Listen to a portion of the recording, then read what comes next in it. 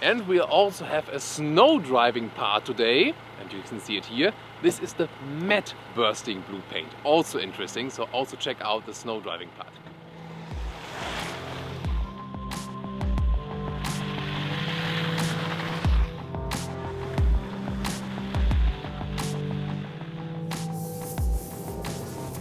And if you want, you can also do stuff like this.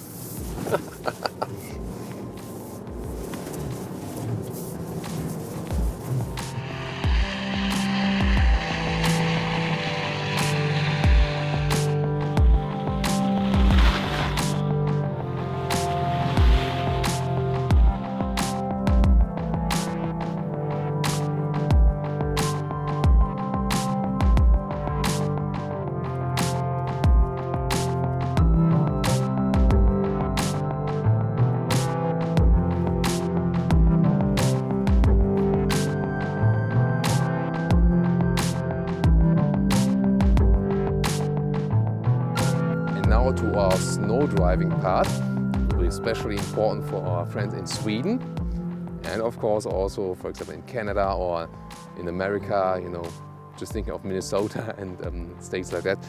And this one here now, we've changed the paint a little bit. It's still the bursting blue, but this one here has a matte foil on it. Yeah, it's wet now, so you don't see the difference that much. But I think you can catch it on camera. This is the matte foil.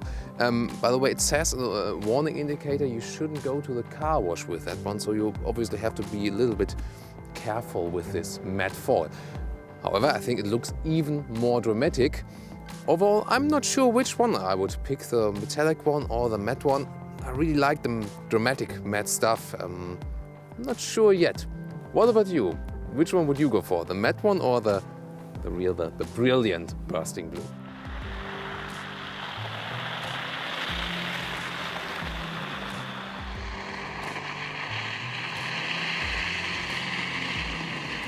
Let's now do the snow driving. It will be very much fun. And I'll go to the AWD all-wheel drive mode that we always have all-wheel drive, because I also maybe want to drift around a little bit. Therefore, also need the electric support from the rear wheels. We also have the air suspension here. This is optional, and if I could also go to the off-road mode, but that would be only for limited speed. And then the car is also going up. In the sport mode, the air suspension is going down, by the way, to make it more sporty. So AWD mode, also the combustion engine is activated then, because, you know, to have all axles at the same time. And we start just, you know, as you would ride the car normally in the snow. So D mode. And so we have the activated ESC at the moment. Then let's see how this car performs. Of course, you have to take into consideration the weight of the car. It's really heavy. Therefore, it's not snow and ice. So when I really hammer the brakes, of course, every car does it. Anti-blocking system. But I mean, if you have such a heavy car, I mean, when braking, well, yes, it puts force on the ground, that is good, but then again, a lot of weight is also rolling. So it always depends on which is then, you know, the worst case. So, of course, in general, a good car for such bad weather conditions, as we also have a lot of ground clearance, for example, now some hole in the ground here, and the air suspension is mastering that very well. Air suspension is really good if it's getting slippery. When I'm pushing the throttle, I realized, well, as soon as this car is maybe shaking just a little bit, the electronic stability control is catching the car.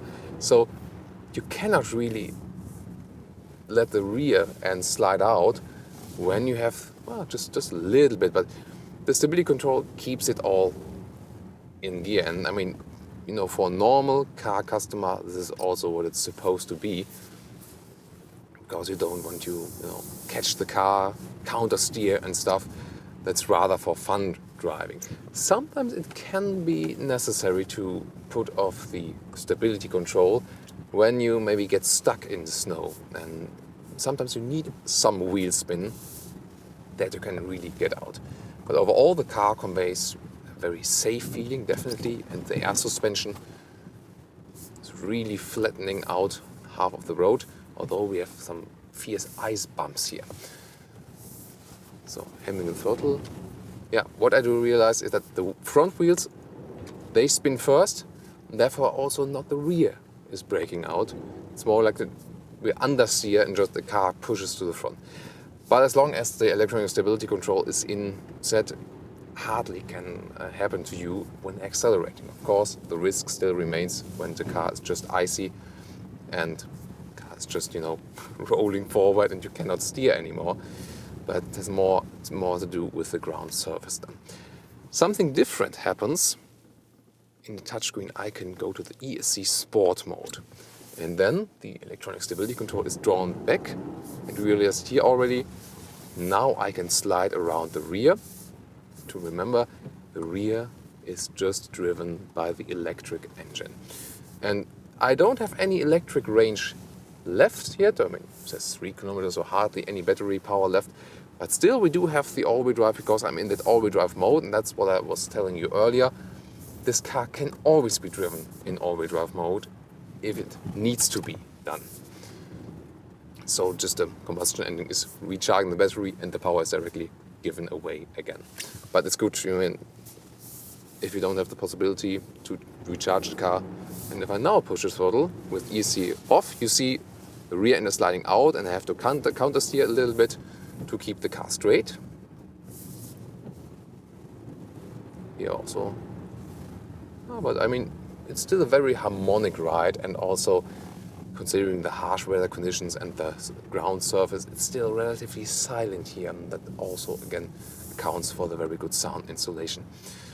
Just when I hear now, for example, almost standing still, turning the steering wheel all the way to the one side, then hammering the throttle, then I'm braking out with the rear a little bit.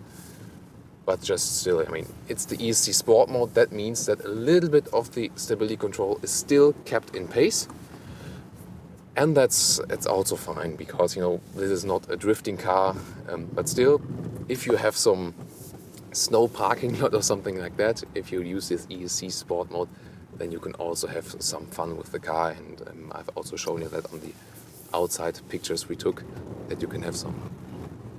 For example, now I can also keep the drift you can see here.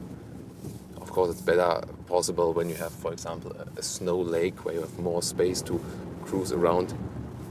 But it's a lot of fun. And the steering wheel, as I've mentioned earlier as well, it doesn't need much power, and therefore it's also not a very hard effort to move the car in snow here. You can turn it around here once more when you're standing still.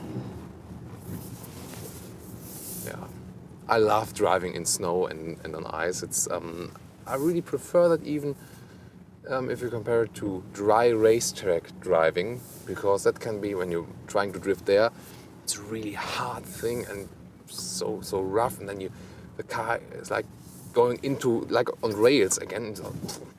But here everything is smooth when you're trying to do some drifts, and you really can fly with the car a little bit on the road, and I really love that. Let's do it here once more. Yeah, that's the way.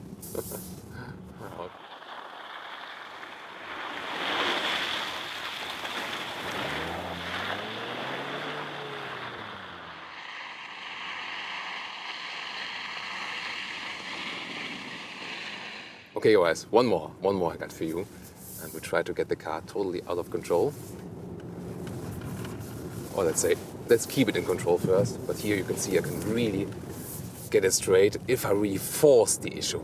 And what is very interesting, what I've also experienced, if you're really totally out of control, really pushing the issue, then the car at some point realizes you are out of control, and then the run of road protection is active.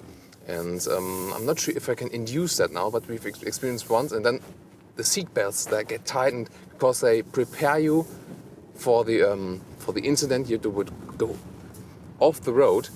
And that's a really good thing because it adds really a lot more to your protection here in this car. So let's see if I can induce it one more. But it really just works when you really press the issue. Yeah, there it is. Did you see it? Because, you know, the car is really so much. Oh, there it is. Really interesting thing. And maybe that's also one of the reasons, combined with passenger safety with the front hood and also other like the adaptive cruise control and all the stuff, airbags around, that the Volvo XC90 was the car that performed best overall in 2015 in the Euro NCAP crash test, and it's got about, I think, 100 points, which didn't happen before. And so in that case, Volvo is really matching up to the claim that until 2020 no one should be killed or seriously hurt in a Volvo anymore. Really looking forward to it. Was it 2020? I'm not sure. Maybe it was. Yeah, I think so. But really interesting claim, and I think the safety aspect is definitely given here with the XC90. And of course, also the fun aspect. But just if you have the ESP turned off, and of course if you have here enough space around that you can do something. Just to show you the effect, if I put the ESC in now again, hardly anything is happening. I'm just going straight, and only the understeering is possible then. See here, pushing, nothing kind of happens. The electronics, they just rule it down. As soon as I put it to ESC off, then I can spin it around again, have some fun.